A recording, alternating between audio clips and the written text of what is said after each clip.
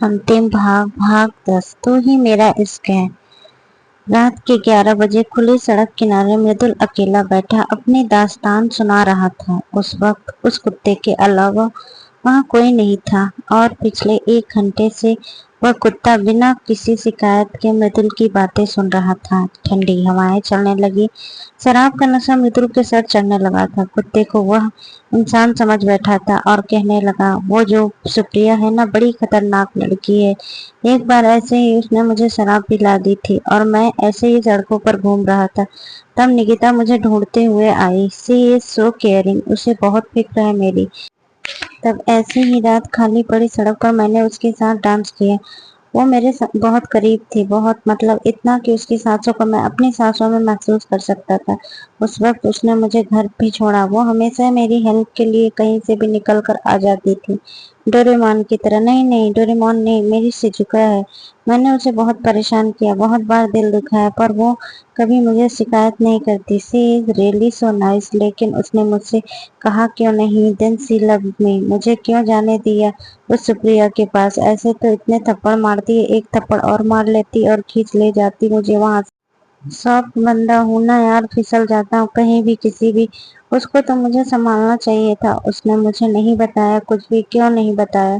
क्यों क्यों क्यों क्यों नहीं बताया? कहते हुए मृदुल पैर पटकने लगा और बच्चों की तरह करने लगा। बेचारा कुत्ता उसे अधखुली आंखों से देखता रहा। मृदुल की बातें कम थी जो अब उसके सामने ये सब नौटंकी भी करने लगा।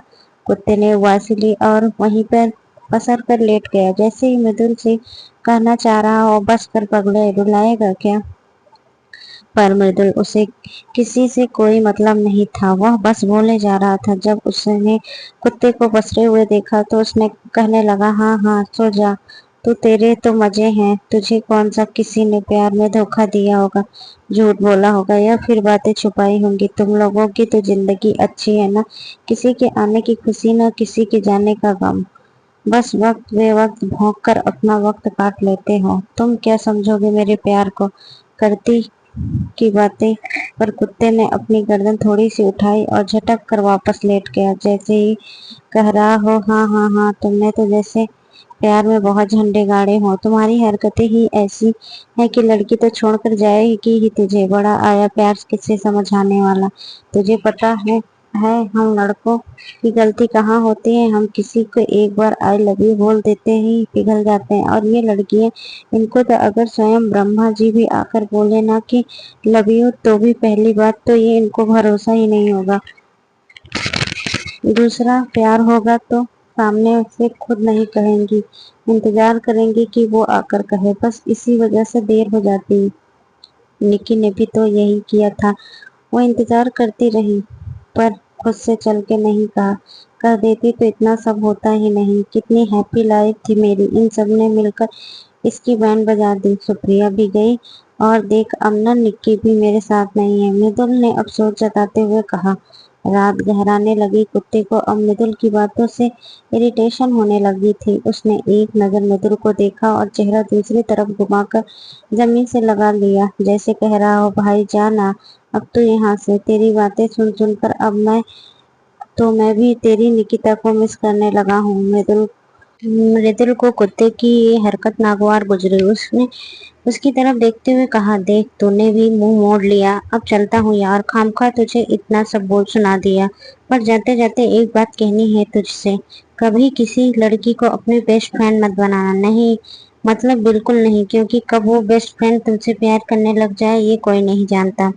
कुत्ता अपनी जगह से उठा और अपनी गर्दन के 2-4 बार झटका और कानों को हिलाया, और ऊँघते हुए उसने एक नजर मृदुल पर डाली और आंखों ही आंखों में कहने लगा, तू तो जाएगा नहीं, मैं ही चलता हूँ। कहीं तू मुझे अब कुत्ते से इंसान बनने पर मजबूर न कर दे और मेरे मुंह से गाली न निकल जाए। कुत्ते को अपनी ओर घूरता पाकर मृदुल ने भौवें ऊपर नीचे की तो कुत्ते ने हल्का सा भौंक कर उसे छिड़का और वहां से चला गया।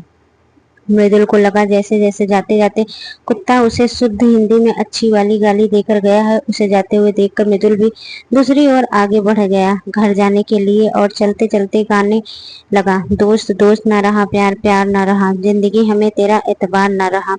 ठंडी हवाएं उसके बदन पर थपेड़े मारती हुई गुजर जाती। अपनी धुन में गाता हुआ मृदुल लड़खड़ाते कदमों से घर आ गया। उसे अब भी होश नहीं था। उसने दरवाजा खटखटाया। दरवाजा खुला। सामने आदित्य जी खड़े थे। मृदुल ने उन्हें एक नजर देखा और फिर चुपचाप अंदर चला गया। आपने उसे कुछ कहा क्यों नहीं? पास खड़ी रागिनी ने आदित्य जी से कहा। उससे बात करने का ये सही वक्त नहीं है रागिनी, अभी वो नशे में है, मेरे सवालों का जवाब नहीं दे पाएगा। बेहतर होगा हम उससे सुबह बात करें। और वो सुरक्षित घर आ गया, अभी के लिए यही ज्यादा इम्पोर्टेंट है, आदित्य जी ने कहा। हाँ, लेकिन उसका इस तरह से इतनी रात को घर में शराब पीकर आना, क्या ये सही है? हम इस तरह उसकी गलतियों को पर्दा तो नहीं डाल सकते ना, रागिनी ने परेशान होते हुए कहा। मैं तुमसे पर्दा डालने के लिए नहीं कह रहा हूँ रागिनी, इस वक्त मृदुल नशे में है। उससे कुछ पूछना ना पूछना एक जैसा है। अभी वो परेशान है और उससे सवाल करके मैं उसकी परेशानी और नहीं बढ़ाना चाहता। हमें उससे सुबह बात करनी चाहिए, आदित्य जी ने सहजता से रागिनी को समझाते हुए कहा। हाँ, पता नहीं किसकी नजर लग गई है मेरे बच्चे को, हमेशा हंसने मुस्कुराने वाला पता नहीं कहाँ उलझ कर रह गया है। मुझे तो अब डर सा लगने लगा है, रागिनी ने भावुक होकर आदित्य जी के कंधे पर सर रखते हुए कहा। परेशान मत हो रागिनी, सब ठीक हो जाएगा, आदित्य जी ने रागिनी के सर सहलाते हुए कहा। अगली सुबह निकिता हाथ में बड़ा सा बॉक्स लिए आई जिसे उसने लाल रंग के सुनहरे कागज से पैक किया हुआ था।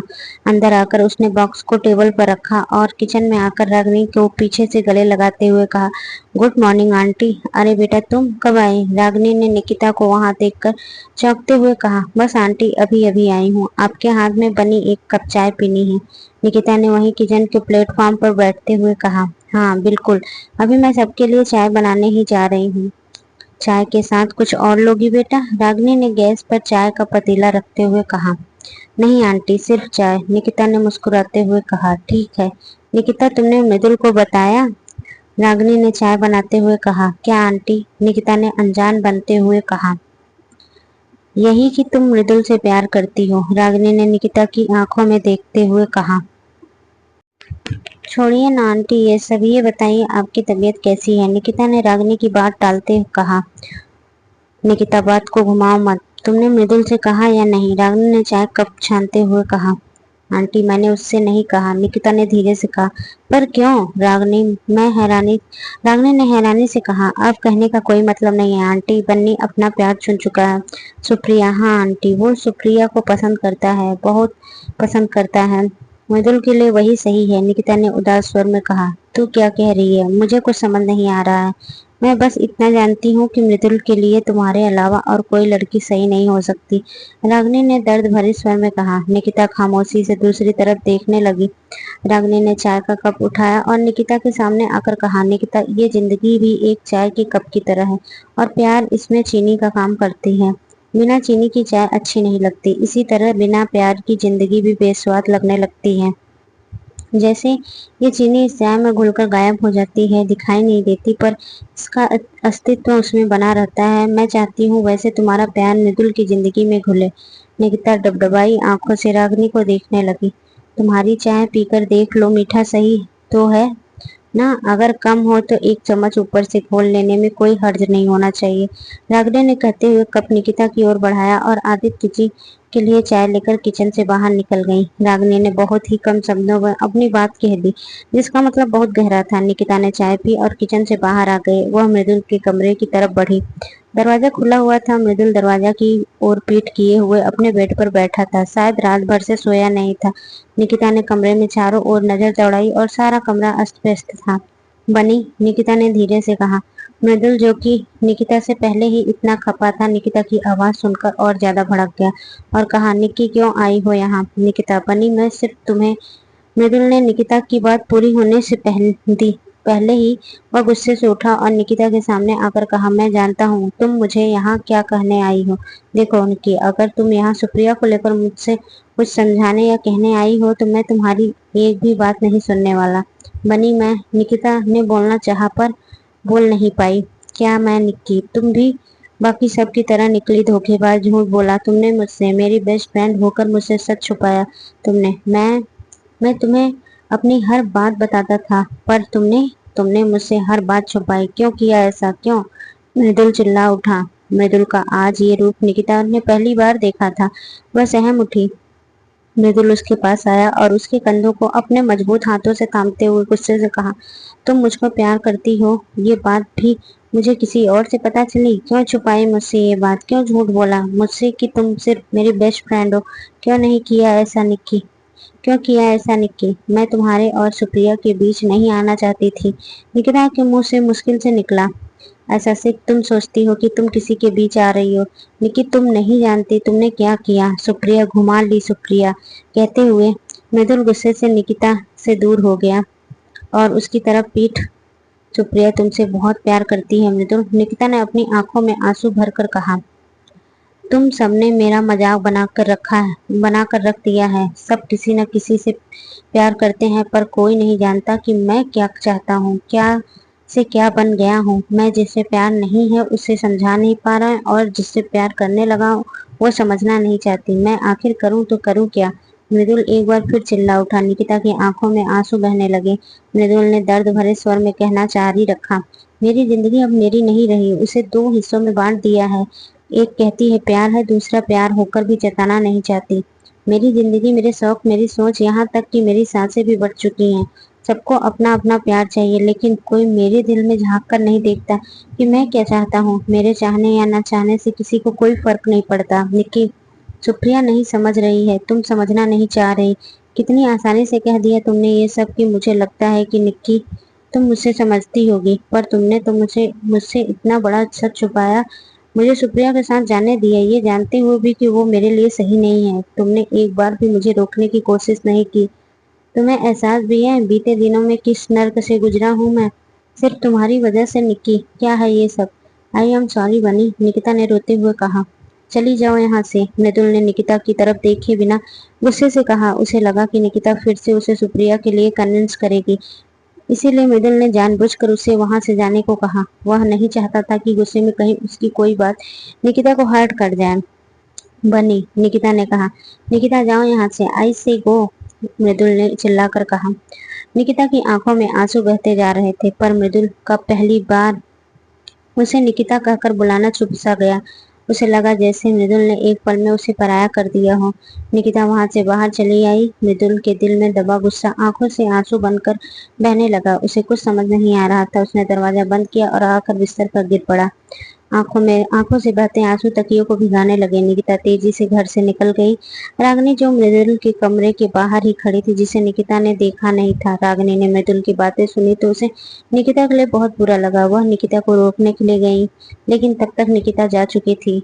दिल दोनों का दुखा था, निकिता का भी और मृदुल का भी, लेकिन इसका खामियाजा रागिनी भुगत रही थी। एक तरफ वह निकिता का टूटता दिल देख रही थी, जिससे के एक टुकड़े में सिर्फ मृदुल के लिए प्यार था, और दूसरी तरफ अपने बेटे का दर्द।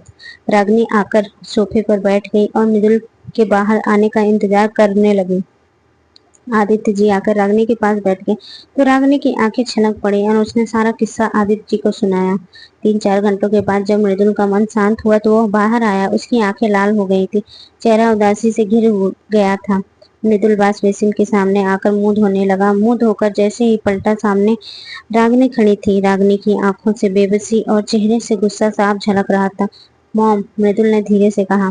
सटाक, एक जोरदार थप्पड़ रागिनी ने मृदुल के गाल पर मारा। आदित्य जी सोफे से उठ खड़े हुए। ऐसा पहली बार हुआ था जब रागिनी ने मृदुल पर हाथ उठाया था। मृदुल कुछ कहता है इससे पहले ही रागिनी बोल पड़ी। समझता क्या है तू अपने आप को? तेरा जो मन करेगा तू करेगा। बचपन से लेकर आज तक मेरी हर शरारत, हर मस्ती, तेरी हर शरारत, हर मस्ती बर्दाश्त की मैंने। तुझे एक लड़की का दिल तोड़ने का हक किसने दिया? क्या कमी रह गई थी मेरी परवरिश में? मृदुल ने कुछ नहीं कहा, बस सर झुकाए चुपचाप सुनता रहा। उसे एहसास था कि उस गलती हुई, वरना रागिनी को पहले उसने ऐसे कभी नहीं देखा था। रागिनी की आंखों में आंसू झिलमिला उठे। उसने दुखी स्वर में कहा, वो बच्ची यहाँ सिर्फ तुमसे मिलने आई थी, तुम्हें जन्मदिन विश करने आई थी, पर बदले में उसकी आंखों में आंसू देकर बहुत अच्छा रिटर्न गिफ्ट दिया है तूने उसे। क्या निकिता यहाँ इसलिए आई थी? तो क्या वो सुप्रिया के लिए? कहा मृदुल ने हैरानी से। हाँ, वो सिर्फ तुम्हें बर्थडे विश करने आई थी। वो रहा उसका लाया हुआ तोहफा। निकिता से अच्छी दोस्त, प्रेमिका और हमसफर तुम्हें नहीं मिल सकती मृदुल। बहुत प्यार है निकिता तुमसे, बहुत। तुम्हारी खुशी के लिए हर बार उसने अपने जज्बातों की कुर्बानी दी है। निकिता जैसे ही प्यार तुझे कोई नहीं कर सकता, सुप्रिया भी नहीं। कहते हुए रागिनी की आंखों से आंसू बहने लगे। मृदुल अवाक सा खड़ा सुनता रहा और खुद से कहने लगा, ये मुझसे क्या हो गया? निक्की आज मुझसे अपने दिल की बात कहने आई थी और मैंने क्या कह दिया? मृदुल टेबल पर रखे हुए उस तोहफे और की ओर बढ़ा और जल्दी जल्दी खोलने कर देखने लगा। उसका दिल तेजी से धड़क रहा था। एक बार एक ही ख्याल उसने आज फिर निकिता का दिल दुखाया। मृदुल ने डिब्बा खोला तो उसकी आंखों में आंसू आ गए। दर्द को रोकने के लिए उसने अपने निचले ओठ को दांतों के तले दबा लिया और आंखें बंद कर ली। अगले ही पल उसने आंखें खोली और डिब्बे में पड़े उसे गिटार को निकाला। निकिता ने उसके लिए खरीदा था। गिटार के साथ एक चिट भी थी। मृदुल ने उसे जल्दी जल्दी खोला और पढ़ने लगा। हैप्पी बर्थडे बन्नी, तुम्हारे जन्मदिन का तोहफा कैसा लगा? मैं चाहती हूँ तुम अपने सपने की शुरुआत इससे करो। डोंट वरी, पापा से मैंने बात कर ली है, उन्हीं के कहने पर ये खरीदा है। अब ये मत सोचना कि मेरे पास इतने रुपए कहाँ से आए। दरअसल मैंने अपनी पॉकेट मनी से कुछ कुछ बचाया और ये सब इकट्ठा करके खरीद लिया। अब तो तुम मुझे गाना सुनाओगे ना? निक्की पढ़ते हुए मृदुल की आंखों से आंसू बहकर उस कागज पर बहने लगे। मृदुल ने उस कागज को चूम लिया। आदित्य जी और रागिनी दोनों ही मृदुल की आंखों में निकिता के लिए प्यार देख रहे थे। आदित्य जी मृदुल के पास आए और उसे कंधे पर हाथ रखते हुए कहा, उसे रोक ले बेटा, कहीं देर ना हो जाए। मृदुल आदित्य जी के गले लग गया। उसने कागज टेबल पर रखा और बाइक की चाबी उठाकर घर से बाहर निकल गया। रागिनी की नम आंखों से आदित्य जी की तरफ देखकर मुस्कुरा उठी। मृदुल जितनी तेज बाइक चला रहा था उसने चलाई और निकिता के हॉस्टल पहुंचा। निकिता की क्लासमेट स्वीटी उसे बाहर ही मिल गई। मृदुल तेजी से उसके पास आया और कहा, स्वीटी निक्की कहाँ है? वो तो बहुत पहले ही यहाँ से चली गई। स्वीटी ने कहा, कहाँ चली गई? मृदुल ने परेशानी भर स्वर में कहा, पता नहीं, पर उसने हॉस्टल छोड़ दिया और कहा है कि हमेशा हमेशा के लिए यहाँ से जा रही है। स्वीटी ने कहा, मेरे लिए कोई मैसेज? मृदुल ने कहा, हाँ, उसने एक कागज छोड़ा है तुम्हारे लिए, तुम यहीं रुको, मैं लेकर आती हूँ। कहकर स्वीटी अंदर चली गई और कुछ देर के बाद वापस आकर एक कागज मृदुल की ओर बढ़ा दिया। मृदुल ने कांपते हाथों से उसे मुड़े हुए कागज को खोला और पढ़ना शुरू कर दिया। बनी, अनजाने में मैंने तुम्हारा बहुत दिल दुखाया है, उसके लिए मुझे माफ कर देना। मैं कभी तुम्हारे और सुप्रिया के बीच नहीं आना चाहती, पर क्या करूं, तुम्हारे साथ रहते, तुमसे बात करते, तुम्हें देखते देखते कब तुमसे प्यार हो गया पता नहीं चला। मैं जिंदगी भर इस एहसास को अपने दिल में रखना चाहती हूँ, क्योंकि तुम्हारी खुशी से बढ़कर मेरे लिए कुछ भी जरूरी नहीं है, अपना प्यार भी नहीं। मेरी वजह से आज तुम इतना दर्द में हो, ये नहीं देख पा रही बनी। मैं हमेशा हमेशा के लिए तुमसे दूर जा रही हूँ ताकि तुम अपनी जिंदगी अपने प्यार के साथ खुश रहो। मैं अगर तुम्हारे सामने रही तो खुद से तुमसे प्यार करने से रोक नहीं पाऊंगी। मुझे ढूंढने की कोशिश मत करना। तुम्हारी निक्की। मृदुल की आंख से फिर से आंसू बहने लगे। उसका चेहरा लाल हो गया। आंखों में आंसू के साथ दर्द भी था। स्वीटी से मृदुल का दर्द देखा नहीं गया तो उसने कहा, मृदुल निकिता तुमसे बहुत प्यार करती है, इतना कि मैं चाहूँ तब भी नहीं बता पाऊंगी। वो बहुत सीधी सादी लड़की है, उसने अपने दिल की बात कहना नहीं आता, बस महसूस करती रहती। तुम्हारी खुशी के लिए उसने हमेशा अपना दिल दुखाया। कभी कभी तो उसे देखकर जलन होने लगती थी कि कोई लड़की अपने बेस्ट फ्रेंड से इतनी मोहब्बत कैसे कर सकती है। पर निकिता करती। तुम बहुत लकी हो मृदुल, जो तुम्हें निकिता जैसी दोस्त मिले। उसे खोना तुम्हारी जिंदगी की सबसे बड़ी भूल होगी। मृदुल ने अपने आंसू पोंछे और कागज को जेब में रखकर जाने लगा तो स्वीटी ने कहा, मृदुल अभी उसकी ट्रेन छूटने में भी 10 मिनट है, एक कोशिश करके देखो, तुम उसे रोक सकते हो।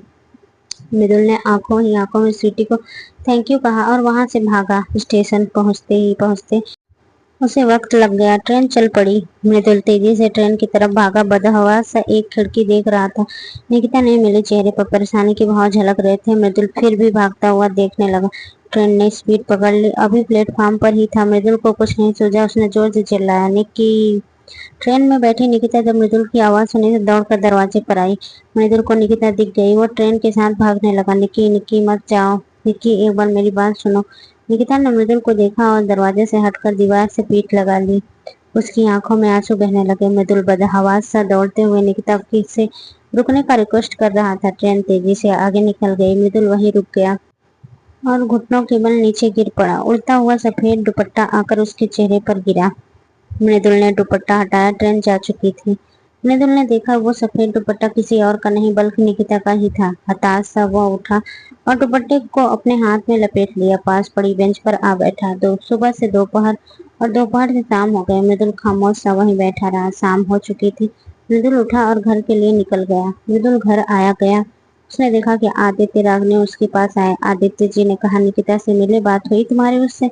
कहाँ है वो? उसे साथ क्यों नहीं लाया? मृदुल, कुछ तो कहना बेटा। निकिता से बात हुई या नहीं तुम्हारी? रागनी ने परेशानी भर स्वर से कहा। निकिता यहाँ से हमेशा के लिए चली गई पापा, मृदुल ने उदास स्वर में कहा। तुम चिंता मत करो, मैं निकिता को लेकर आऊंगा। हम मिलकर उसे ढूंढ लेंगे, आदित्य जी ने मृदुल को हिम्मत देते हुए कहा। नहीं पापा, निकिता खोई नहीं है, जानबूझकर दूर हो गई है निकिता, कहते हुए मृदुल ने जेब से कागज निकाला और आदित्य जी की तरफ बढ़ा दिया।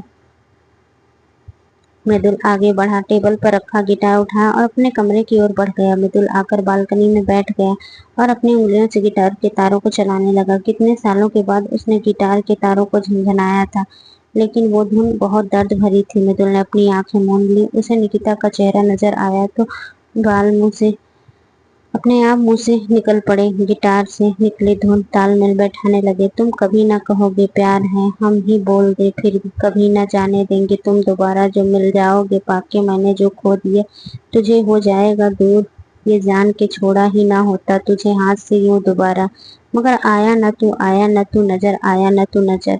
उस शाम मृदुल की आवाज में एक दर्द भरी जो सब कुछ अपने साथ समेट रहा था। निकिता के जाने के बाद मृदुल टूट सा गया। वह न किसी से बात करता और ना ही किसी से मिलता। आदित्य जी और रागनी भी मृदुल के लिए परेशान रहने लगे थे। 2 दिन निकल गए। मृदुल अपने कमरे में रहता। फोन को उसने साइलेंट पर डाल दिया, जिस पर मधुर और सुभी और तन्मय कितने ही कॉल और मैसेज आए थे। मृदुल को निकिता को खो देने का दुख था, जो उसे अंदर ही अंदर खाया जा रहा था। मृदुल निढाल सा बेड पर पड़ा निकिता के बारे में सोचता रहा। कुछ देर के बाद माहिरा उसके कमरे में आई।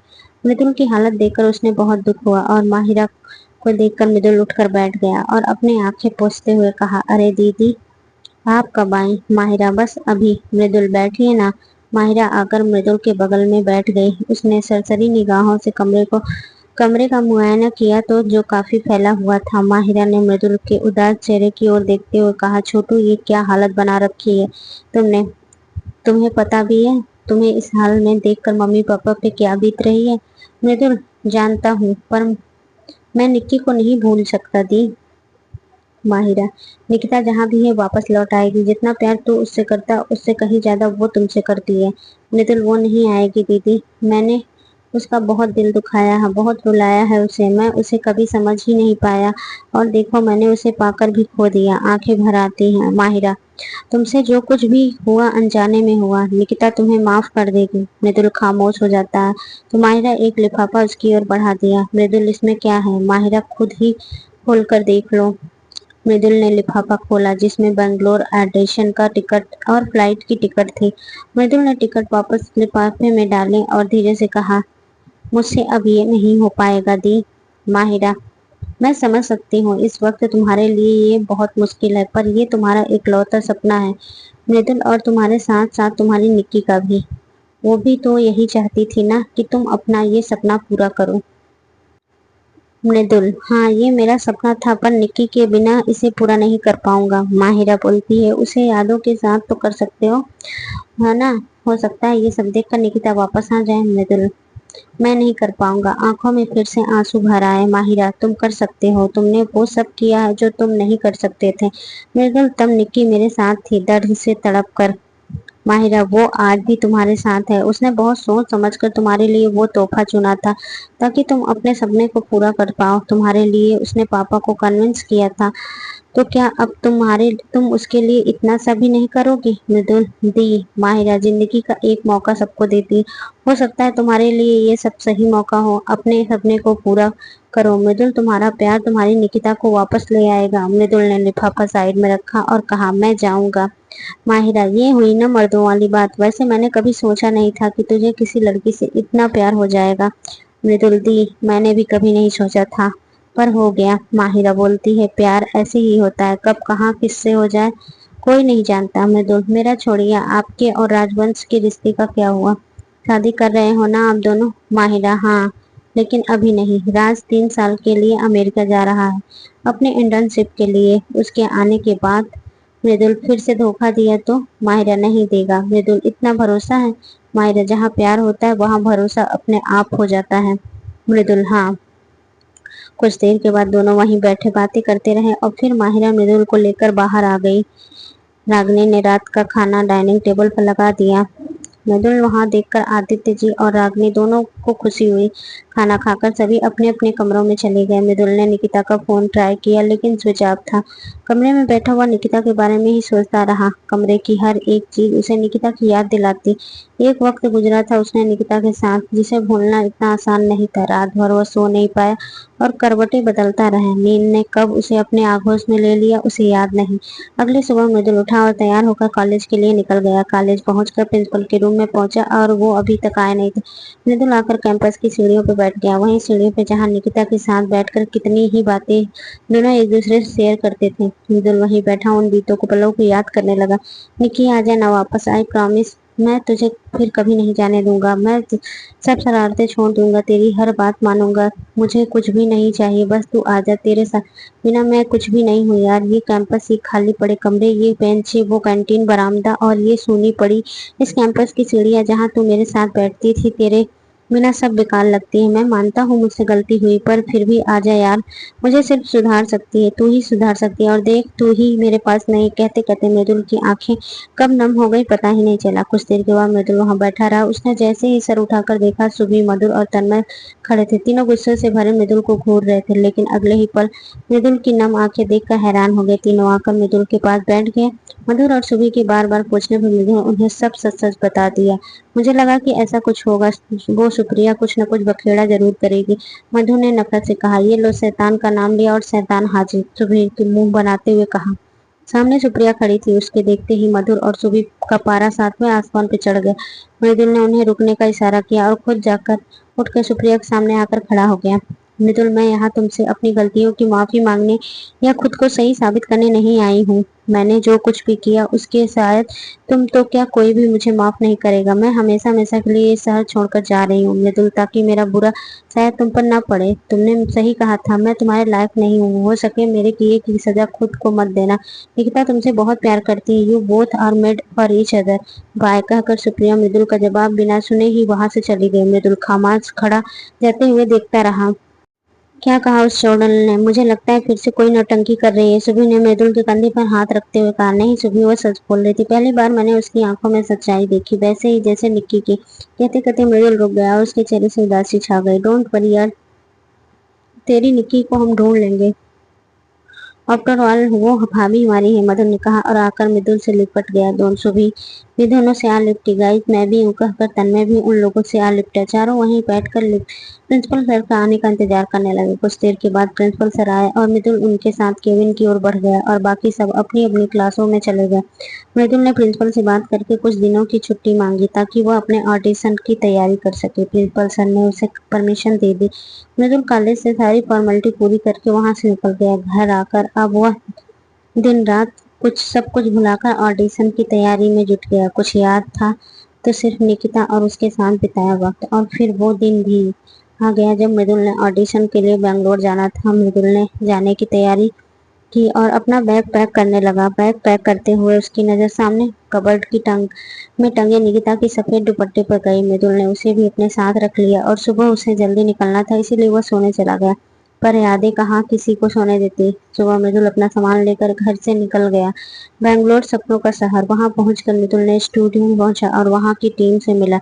यहाँ से मृदुल को एक नया सफर शुरू होने वाला था। मृदुल ने ऑडिशन दिया और पहली दो लाइन गाते ही उसका सिलेक्शन भी हो गया। मृदुल खुश था पर यह खुशी निकिता के बिना अधूरी थी। मृदुल की मेहनत रंग लाई और एक बड़ी म्यूजिक कंपनी ने उसे सेलेक्ट कर लिया। मृदुल अब कानपुर छोड़कर वहीं रहने लगा। सबसे दूर हो गया। घर भी वो बहुत कम आने लगा था। वजह थी निकिता की यादें। म्यूजिक की वजह से उसे अपनी पढ़ाई बीच में ही छोड़नी पड़ी, लेकिन उसे इस बात का कोई मलाल नहीं था। वक्त के साथ वह कामयाबी की सीढ़ियों पर चढ़ता गया। वक्त दिन, सप्ताह, महीनों और सालों बदलता गया। मृदुल खुद को इतना बिजी कर लिया कि उसे वक्त का पता नहीं चला। मृदुल सब भूल जाता पर एक चीज नहीं भूलता, हर शाम माहिरा को फोन करके ये पूछना कि निकिता का कोई फोन या मैसेज आया कि नहीं। पर माहिरा का जवाब हमेशा उसे निराश कर देता। 3 साल गुजर गए। आज मृदुल के पास सब कुछ था, गाड़ी, बंगला, नौकर चाकर, खुद का ऑफिस और बेशुमार दौलत। लोग उसकी आवाज के दीवाने हैं और लड़कियां तो उस पर जान छिड़कती थी, पर मृदुल किसी किसी और के बारे में सोच नहीं पाया। इन 3 सालों में बहुत कुछ बदला। सुभी ने शादी कर ली, मधुर पढ़ने के लिए दिल्ली चला गया, तन्मय का सिलेक्शन हो गया, पर ना निकिता लौट कर आई और ना ही उसकी कोई खबर। लेकिन मृदुल को इंतजार था, उसे यकीन था कि एक न एक दिन वह जरूर आएगी। आदित्य जी और अग्नि ने मृदुल के बताए बिना ही लखनऊ जाकर निकिता से मिलने की कोशिश की, पर तब तक उसके घर वाले कहीं और शिफ्ट हो चुके थे। राजवंश भी अमेरिका में था, उसे कोई खबर नहीं थी। पर हर रोज की तरह एक शाम मृदुल ने घर पर फोन किया, आदित्य जी और रागिनी से बात की, फिर माहिरा से कहा, दी निक्की का फोन आया है, मृदुल तू घर आजा।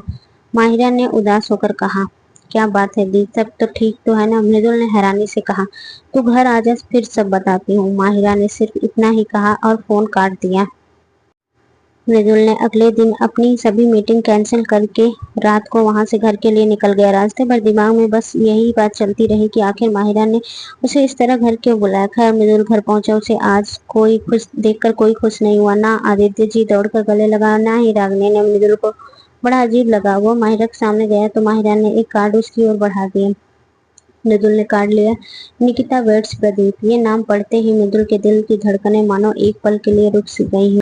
उसकी आंखें उन 2 नामों पर जम सी गई। 2 दिन बाद निकिता की शादी थी और 2 दिन बाद मृदुल का जन्मदिन भी था। क्या खूबसूरत तोहफा दिया निकिता ने मृदुल को। मृदुल खामोश खड़ा, सब कभी कार्ड को देखता तो कभी माहिरा को। माहिरा इस वक्त मृदुल के दिल का हाल अच्छे से जानती थी। रागिनी आंखें आंखों में आंसू भरकर वहां से चली गई।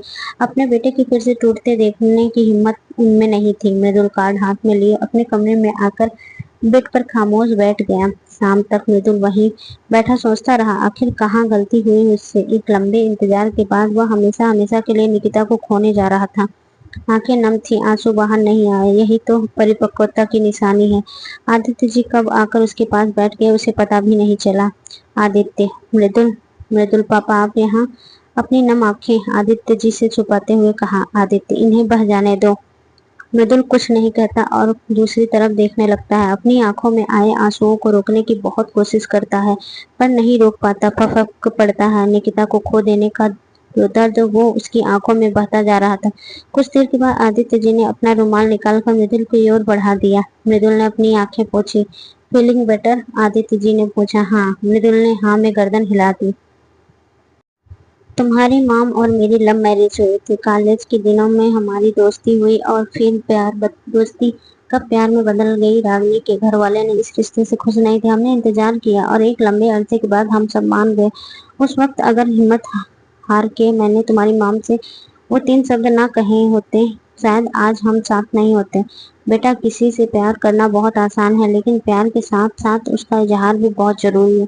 जब लगने लगे कि ये तुम्हारे लिए बेस्ट है तो उसे 3 शब्द कहने में कभी देर नहीं करनी चाहिए। आदित्य जी मृदुल को समझाते हुए कहा। मृदुल, मैंने निकिता को हमेशा हमेशा के लिए खो दिया बाबा। आदित्य, बेटा जहाँ तक है मैं जानता हूँ कि निकिता तुमसे बहुत प्यार करती है। ये शादी या तो वो किसी दबाव में आकर कर रही हो या फिर अपने घर वालों की खुशी के लिए। मृदुल, वो ऐसा करेगी अब पापा? आदित्य, तो और क्या करेगी। लड़कियों की जिंदगी इतनी आसान नहीं होती बेटा, उन्हें बहुत से सेक्रीफाइस करने होते हैं, लोगों की बातें सुननी पड़ती हैं। और निकिता करती भी क्या? तुमने भी तो उसे नहीं बताया। Then you love her? Mridul, मैं बताने वाला ही था कि वो सब कुछ छोड़कर चली गई।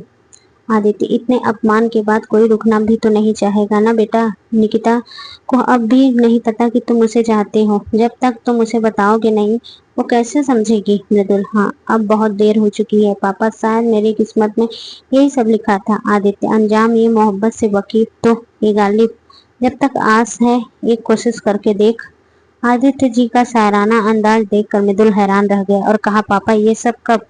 आदित्य, ये सब छोड़ो और जाकर निकिता को अपने दिल की बात बता दो, वरना उसके बच्चों के मुंह मुंह से मामा सुनने को मिलेगा। आदित्य जी की बात पर मृदुल हंस पड़ा और उनके गले लगते हुए कहा, आप दुनिया के सबसे अच्छे पापा हो। आदित्य जी से बातें करके मृदुल का मन शांत हो गया। आज सब कुछ भूलकर उसने अपनी फैमिली के साथ वक्त बिताया।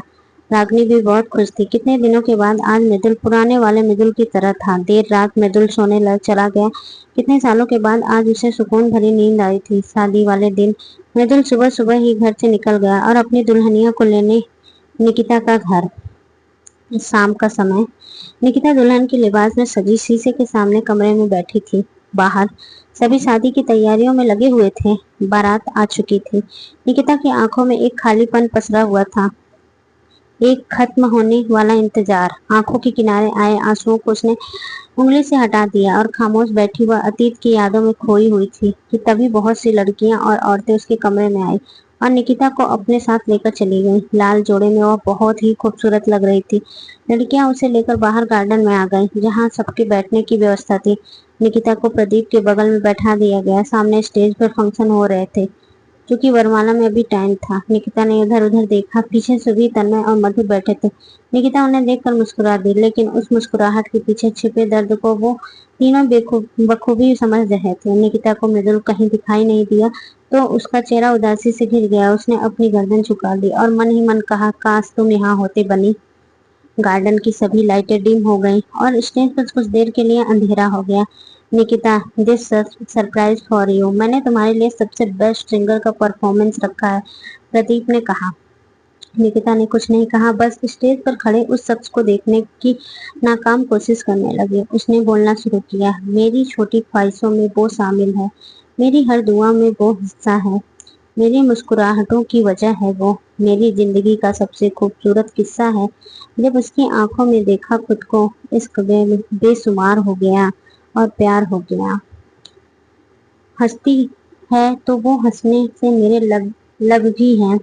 मेरी जिंदगी में वो कल भी थी, मेरी जिंदगी में अब भी है। मेरी उदासियों के पल में वो अपनी शरारतों से मिटाती है। जब कोई बात ना मानो उसकी तो बहुत जोर का थप्पड़ लगाती है। पर उसकी आदतों का मुझ पे खुमार हो गया और प्यार हो गया। कुछ जिद्दी है वो, कुछ सुनती नहीं है। मुझसे मोहब्बत है पर कहती नहीं है। मेरी मोहब्बत का खास सा लम्हा है वो, मेरे बिना कुछ तो तन्हा है वो। उसकी एक झलक पाने के लिए ये दिल बेकरार हो गया और प्यार हो गया। आवाज आनी बंद हो गई। निकिता अपना दिल थामे सुन रही थी। ये आवाज जानी पहचानी थी। इस आवाज को वो कैसे बोल सकती थी? उसकी आंखें डबडबा गई। मृदुल यही था। उसके आसपास सभी लाइटें एक साथ जल गईं। स्टेज पर माइक हाथ लिए मृदुल खड़ा था। पीछे बैठी सुबह, मधुर और तन्मय मृदुल को देखा तो तीनों ने एक साथ हूटिंग करने लगे। निकिता तो बस अपलक उसे देखे जा रही थी। उसका दिल किया कि दौड़कर उसे गले लगा ले, लेकिन अगले ही पल उसने सालों पुरानी बातें याद आ गई। निकिता उठी और जाने लगी। निकिता को जाते देखकर मृदुल ने गाना शुरू कर दिया, जो उस वक्त उसके दिल की स्थिति को बयान कर रहे थे। कई बार तुमसे कहना ये चाहा, मगर कह न पाए जाने जा। करो न तुम पर हमसे भरोसा, हमने निभाई है वफा। जब देखोगे दिल में गौर से आएंगे बस हम ही नजर। दिल लगाओगे किसी और से तो क्या होगा वो प्यार बेअसर। ओ जानिया वो साथिया वो बेलिया वो, समझो ना कुछ तो समझो ना, समझो ना कुछ तो कुछ समझो ना। निकिता को एहसास हुआ कि मृदुल के दिल में उसके लिए कितनी फीलिंग है। उसकी आंखों में आंसू बहकर गालों पर आ गए। निकिता वहां से चली गई। मृदुल भी उसके पीछे पीछे चला आया और उसका हाथ पकड़कर रोकते हुए कहा, निक्की। निक्की ने घूरा तो मृदुल ने उसका हाथ छोड़ दिया और कहा, हाय, इस ड्रेस में अच्छी लग रही हो। निकिता, यहाँ मेरी तारीफ करने के लिए आए हो?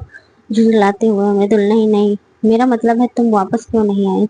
निकिता, चली जाओ यहाँ से, बोला था ना तुमने, तो वापस क्यों आती मैं? गुस्से और आंसुओं से मिश्रित भाव आंखों में लेकर कहती है मृदुल। निक्की, वो सब गुस्से में निकल गया मेरे मुंह से। कितना इंतजार किया यार तेरा। निकिता, झूठ, सब झूठ। मृदुल, और तू उस चंपू से शादी क्यों कर रही है? निकिता, तुमसे मतलब? मैं किसी से भी शादी करूं? होते हो कौन तुम ये पूछने वाले? 3 साल का गुस्सा फूटकर बाहर आ रहा था, जो कि निकिता की आंखों की बातों से साफ झलक रहा था। मृदुल, देख, उसे चंपू ही है। मृदुल ने दूर खड़े प्रदीप की तरफ इशारा करके कहा। प्रदीप खाने की प्लेट पकड़े वहां टेबल पे बिखरी सलाद में से ककड़ी उठाकर खा रहा था। निकिता को देखा तो उसे बहुत अजीब लगा, पर उसने इग्नोर किया और कहा, वो भी करे उससे उसकी लाइफ। मृदुल ने निक्की की कंधों को पकड़ा और अपने नजदीक करते हुए कहा, और क्या कहा तुमने? मैंने तुम्हारा कौन लगता हूँ? मुझे कोई हक नहीं है तुम्हारे बारे में जानने का। आंखों से आंसू लिए निकिता खामोश खड़ी मृदुल को देखती रही। उसके आंसू मृदुल को बेचैन करने लगे तो मृदुल ने झटके से उसे छोड़ दिया और कहा, जाओ करो शादी उससे, कुछ नहीं कर लगता है ना मैं तुम्हारा। सही है, जाओ जाओ, शुभ मुहूर्त निकला जा रहा है, हैप्पी मैरिड लाइफ।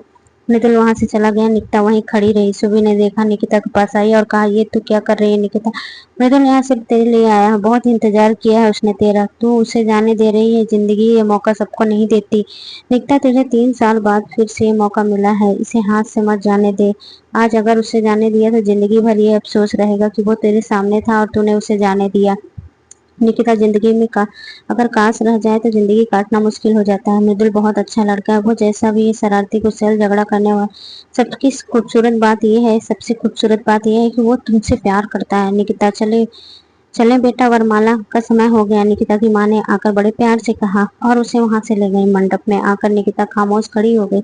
उसके कानों में सुबह की कई बातें गूंजने लगी। उसने कुछ समझ नहीं आ रहा था। तभी उसने अपने रागनी की कही बात एक याद आ गई, जब कुछ समझ ना आए तो अपनी आंखें बंद कर लो, जो तुम्हारे लिए सही होगा बंद आंखों में नजर आएगा। निकिता ने एक गहरी सांस ली और अपनी आंखें बंद कर ली। घोर अंधेरा और फिर उस अंधेरे में दिखता मृदुल का अक्स, मृदुल के साथ बिताया एक पल निकिता की आंखों के सामने आने लगा। निकिता ने अपनी आंखें खोली और चारों ओर देखा और प्रदीप से कहा, आई एम सॉरी प्रदीप। कहकर निकिता ने वरमाला फेंकी और वहां से भागती हुई गार्डन की ओर चली गई। सुबी वहीं खड़े थे। उसने आकर उससे पूछा, बनी कहाँ है? सुबी ने बिना कुछ कहे सामने का इशारा कर दिया, जहां मृदुल कुछ लड़कियों के साथ खड़ा फ्लर्ट कर रहा था। निकिता ने गुस्से का पारा चढ़ गया और उस तरफ गई और मृदुल का कॉलर पकड़कर उसे खींचते हुए अपने साथ ले आया और उसे छोड़कर कहा, क्या कर रहे थे वहां उन लड़कियों के साथ? अब तुमने तो भाव दिया नहीं, तो बस ऐसे ही कर रहा था बातें। पर तुम यहाँ क्या कर रहे हो? तुम्हारी तो शादी है ना उधर, मृदुल ने कहा। तो तुम रोक नहीं सकते मुझे जाने से? निकिता ने गुस्से से कहा। कैसे रोकता? मेरी कौन सी तुमसे शादी हुई है? मृदुल ने मुंह बनाकर कहा। तो कर लेना शादी, निकिता ने आंखों में आंसू भरकर कहा। मृदुल ने उसका हाथ पकड़कर अपनी ओर खींचा और सीने से लगा लिया। 3 साल का वो इंतजार आज पूरा हो गया। निकिता के घर वाले और सभी मेहमान गार्डन में आ गए। निकिता ने उन्हें आते देखा तो मृदुल का हाथ पकड़ा और मधुर के हाथ से बाइक की चाबी ली और मृदुल के साथ पार्किंग की तरफ भाग गई। उसने मृदुल से बाइक स्टार्ट करने को कहा। लेकिन ये तू क्या कर रही है? इस तरह भागकर मृदुल ने कहा। फट्टू लड़की मैं हूँ या तू? अब चल वरना चंपू आ जाएगा, निकिता ने कहा। चंपू? मृदुल ने कहा। हाँ चंपू ही है। वो मुझसे कहते हैं हनीमून पर 4 धाम की यात्रा पे जाएंगे, निकिता ने चिढ़ते हुए कहा। हाँ हाँ 4 धाम? मृदुल ने जोर से हंसने लगा। हंसना बाद में, पहले यहाँ से चलो, निकिता कहते हुए बाइक पर बैठ गई। घर वाले रोक पाते इससे पहले मृदुल और निकिता वहां से निकल गए। बाइक तेजी से सड़कों पर दौड़ती रही। दोनों घर से काफी दूर आ चुके। चलते चलते बाइक रुक गई। क्या हुआ? निकिता ने बाइक से उतरकर कहा। शायद पेट्रोल खत्म, मृदुल ने गाड़ी को साइड में लगाते हुए कहा। तो अब? निकिता का चिंतित स्वर उभरा। पैदल चलेंगे, शायद आगे कुछ मदद मिल जाए, कहकर मृदुल ने निकिता का हाथ पकड़ा और दोनों साथ साथ चलने लगे। चलते चलते निकिता ने कहा, तुमने अभी तक मुझसे लव यू नहीं कहा। मृदुल, प्यार जताने के लिए आई लव यू कहना जरूरी है क्या? निकिता एकदम से मृदुल के सामने आ गई और कहा, नहीं, बिना आई लव यू कहे तुम प्यार जता सकती हो। मृदुल बोला, कैसे? निकिता आगे बढ़ी और अपने ओठों को मृदुल के ओठों से छूकर कहा, ऐसे। मृदुल उठकर मुस्कुरा उठा और हाथ मजबूती से पकड़ा और आगे बढ़ गया। 2 दिन बाद निकिता ने अपने घर वालों को इस रिश्ते के लिए मना लिया। मृदुल और निकिता की शादी तय हो गई। साथ ही साथ राजवंश और माहिरा की भी शादी तय हो गई। शादी में सिर्फ कुछ खास मेहमान ही शामिल हुए थे। सभी रस्मों रिवाजों के बाद निकिता और मृदुल हमेशा हमेशा के लिए एक हो गए। मंडप से निकलकर सभी बाहर आए तो निकिता ने कहा, तुम्हें तो मैं किसी तरह झेल भी लूंगी। आई होप हमारे तुम जैसे न हो। क्यों? क्यों नहीं होंगे? मेरे बच्चे मुझ पर नहीं जाएंगे तो किस पर जाएंगे? मृदुल ने कहा। किसी पर भी जाएं, पर तुम पर तो बिल्कुल नहीं, निकिता ने अकड़कर कहा। किसी पर भी से तुम्हारा क्या मतलब है? मृदुल ने निकिता को घूरते हुए कहा। और उसके बाद शुरू हो गई उन दोनों की कभी न खत्म होने वाली बहस। निकिता और मृदुल की मम्मी पापा उन दोनों को बहुत चक्के से देखते रहे। तभी मधुर आया और कहा, उन दोनों की तरफ देखते हुए कहा, इन दोनों का तो कुछ भी नहीं हो सकता। कहानी इसी पर अंत होती है। आपको किस तरह की कहानी चाहिए प्लीज कमेंट जरूर करें और ये कहानी कैसी लगी कमेंट करके जरूर बताएं। Thank you.